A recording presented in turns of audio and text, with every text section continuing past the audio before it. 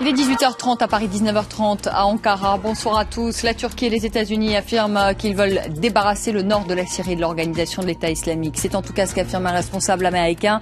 Les Kurdes syriens qui combattent les terroristes affirment eux être la cible de l'armée turque. Un commissariat attaqué dans le Pendjab indien. Les affrontements ont duré 12 heures et se sont soldés par la mort de 9 personnes. Les autorités indiennes soupçonnent les Pakistanais. Islamabad rejette toute accusation et présente ses condoléances à l'Inde. Et puis la lutte contre le terrorisme, au menu de la visite de Barack Obama en Éthiopie, le président américain y a salué le travail des troupes régionales engagées dans la lutte contre les islamistes Al-Shabaab. Un petit coup de griffe tout de même au manque de démocratie en Éthiopie. On en parlera avec Virginie Hertz.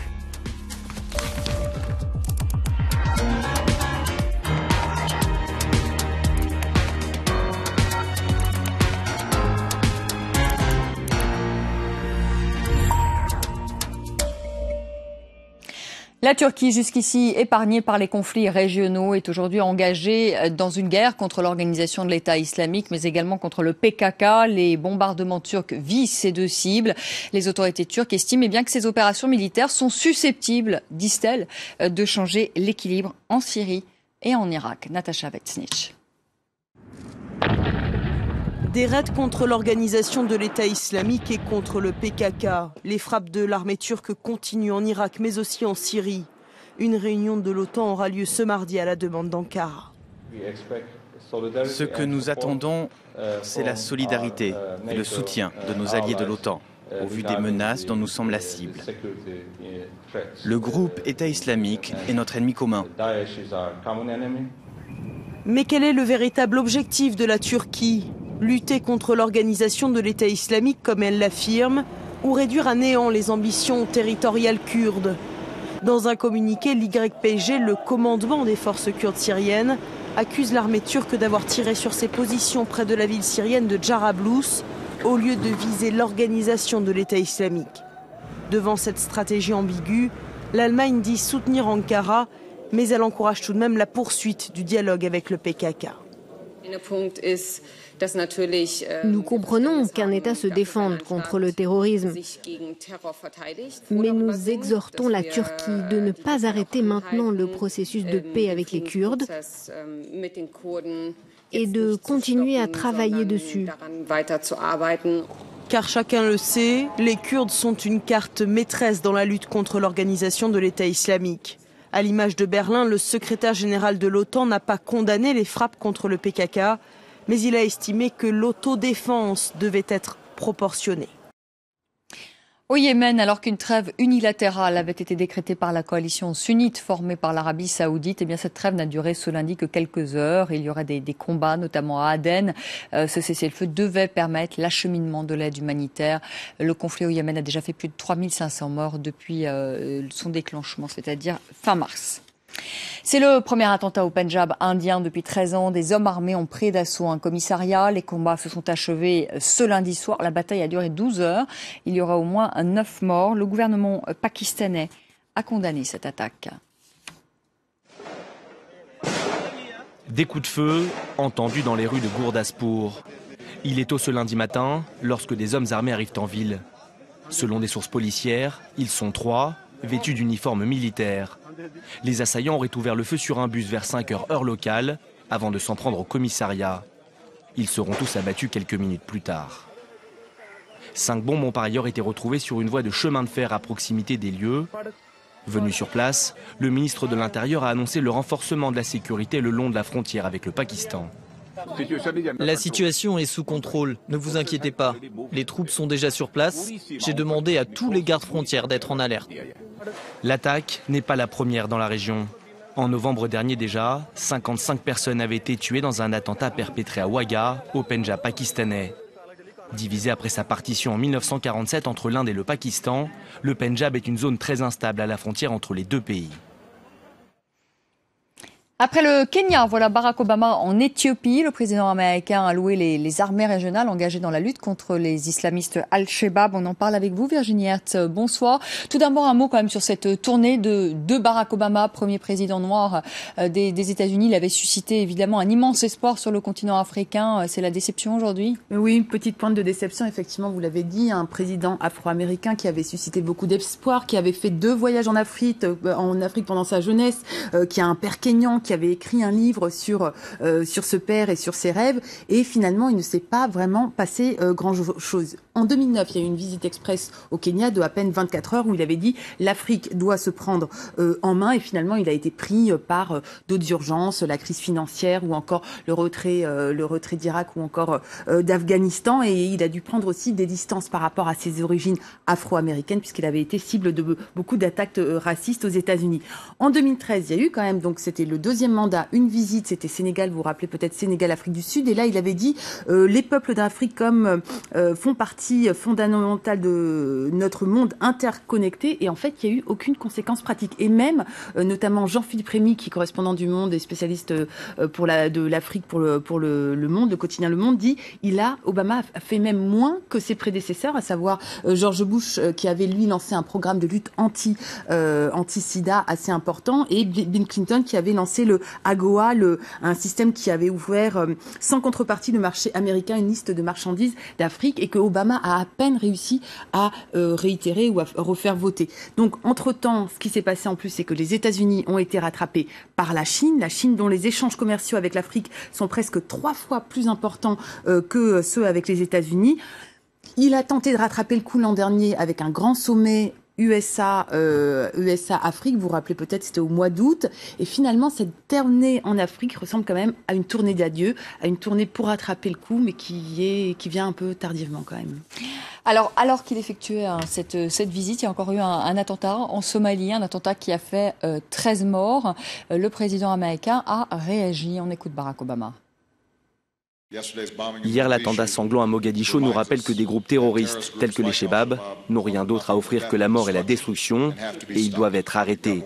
Nous avons encore beaucoup de travail à faire. La semaine passée, les troupes éthiopiennes ont aidé à reprendre 2 villes clés des Shabaab. Nous devons maintenant maintenir la pression.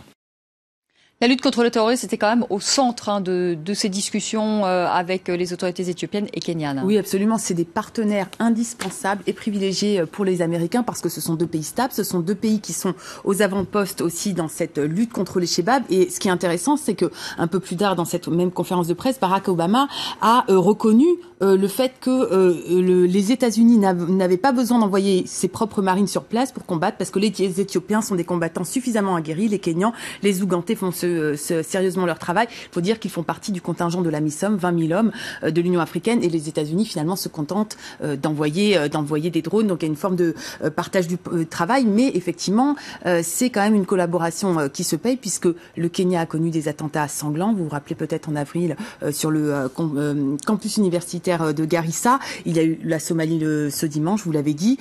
En mai dernier, les États-Unis avaient débloqué 100 millions de dollars pour le gouvernement kényan pour les équipements, la formation, le renseignement. Pour le moment, aucune annonce a été faite pendant ce voyage d'aide financière. Par contre, au contraire, le président Obama s'est permis quand même quelques remarques en matière de droits de l'homme pour critiquer. Alors le Kenya, c'était sur la corruption et l'Éthiopie sur la démocratie et les droits de l'homme, puisque ça fait 25 ans quand même que la même coalition est au pouvoir. Merci beaucoup Virginie Hertz. Les chiffres du chômage en France, ils nous sont parvenus il y a de ça une quarantaine de 2 minutes, des chiffres quasi stables pour le mois de juin. Pour les demandeurs d'emploi en catégorie A, c'est-à-dire qui n'ont pas de travail du tout, on compte 1300 demandeurs d'emploi supplémentaires en France. Aujourd'hui, il y a 3 553 500 chômeurs en France. Et puis sachez quand même cette précision, ce que précise Pôle emploi, c'est qu'ils ont changé de méthode de calcul et donc que c'est très difficile, disent-ils, de comparer ces chiffres du chômage avec les 3 mois précédents. On a connu là une hausse consécutive durant 3 mois. En France, toujours, les autorités ont saisi près de 6 tonnes de cannabis. La saisie a eu lieu dans les Bouches-du-Rhône, à Vitrolles. La drogue est arrivée du Maroc par ferry avant de passer par l'Espagne par voie terrestre. 3 personnes ont été interpellées. Aujourd'hui, François Hollande et Bernard Cazeneuve se sont rendus précisément à Marseille pour féliciter les enquêteurs. On écoute le chef de l'État français. Moi qui ai réussi à remonter jusqu'à eux, ce sont les enquêteurs et les policiers qui ont fait un travail admirable du Maroc jusqu'à ici, grâce aussi, je veux le souligner, à la coopération avec les services marocains et les services espagnols.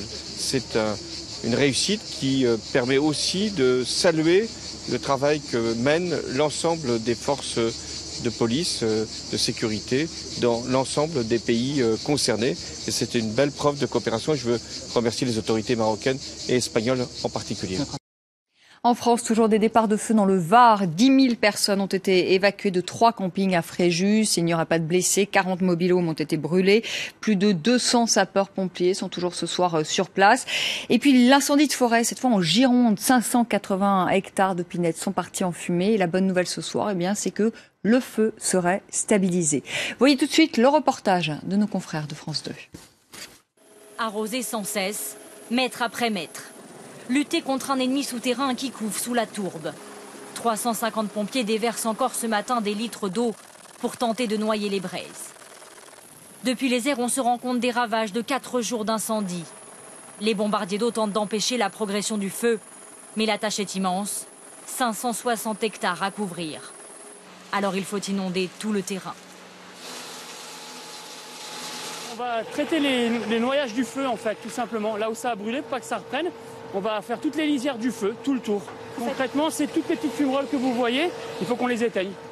11 heures de travail quotidien depuis plusieurs jours pour ces hommes du feu. La fatigue commence à se faire sentir, mais pas question de relâcher la vigilance.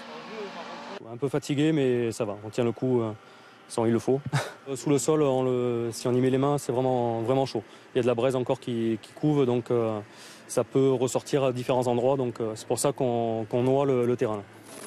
La nuit a offert un peu de répit aux pompiers. Le vent est tombé et il a même plu quelques gouttes. La zone est cependant toujours à risque. Les soldats du feu l'assurent. Il faudra encore plusieurs jours avant que l'incendie ne soit complètement éteint. Et puis des incendies également en Espagne, dans le nord-est du pays, en Catalogne. Un incendie qui menace près de 10 000 hectares de forêt et une surface agricole. Lundi matin, le feu s'est déclaré dans la commune d'Odena, qui se trouve à 70 km à l'ouest de Barcelone. 18h42 à Paris, les grands titres de l'actualité de ce lundi soir. La Turquie et les États-Unis affirment qu'ils veulent débarrasser le nord de la Syrie de l'organisation de l'État islamique. C'est ce qu'affirme un responsable américain. Les Kurdes syriens qui combattent les terroristes affirment eux être la cible de l'armée turque. Et ce soir, le premier ministre turc Ahmet Davutoglu affirme que parmi les 1000 personnes qui ont été arrêtées ces derniers jours en Turquie, que ce soit des membres de l'organisation de l'État islamique, des membres du PKK ou encore des militants d'extrême gauche, parmi eux se trouvent 50 à 60 étrangers. Un commissariat attaqué dans le Pendjab indien. Les affrontements ont duré 2 heures et se sont soldés par la mort de 9 personnes. Les autorités indiennes soupçonnent les Pakistanais. Islamabad rejette toute accusation et présente ses condoléances. Et puis la lutte contre le terrorisme au menu de la visite de Barack Obama en Éthiopie. Le président américain y a salué le travail des troupes régionales engagées dans la lutte contre les islamistes Al-Shabaab. Un petit coup de griffe tout de même au manque de démocratie en Éthiopie.